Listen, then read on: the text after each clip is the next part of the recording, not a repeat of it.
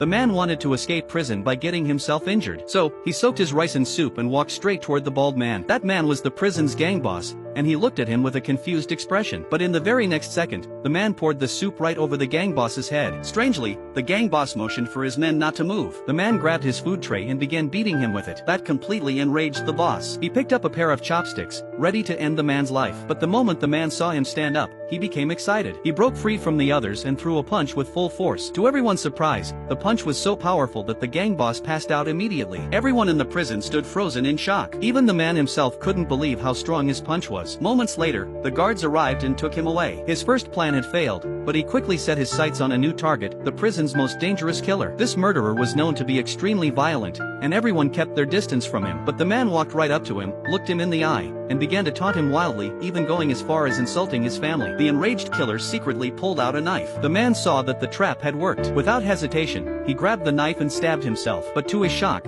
the cold-blooded killer suddenly turned timid and didn't dare strike back. The man kept mocking him while slapping him in the head. The killer was dazed and confused. He never imagined he'd meet someone even more unhinged than himself. Overwhelmed with fear, he collapsed to the floor and began sobbing uncontrollably. Soon, the man's story spread throughout the entire prison. People said he was like a demon, and no one dared to go near him. Even the staff avoided looking him in the eye and gave him extra food during meals. But none of that was what the man really wanted. During lunch one day, a fellow inmate let something slip. Apparently, someone had tried to escape the night before but got shot by the guards. That gave the man another idea: he could get injured by the guards and finally get out. That night, he sneaked out alone and began yelling loudly in the prison yard, hoping the guards would shoot him. The warden spotted him on the surveillance cameras and decided to grant his wish. A group of armed guards surrounded him and prepared to open fire. But just as they were about to shoot, the warden got a good look at the man's face and quickly shouted in order to hold their fire. And just like that, the man's plan failed again. He was captured once more and dragged back into the prison.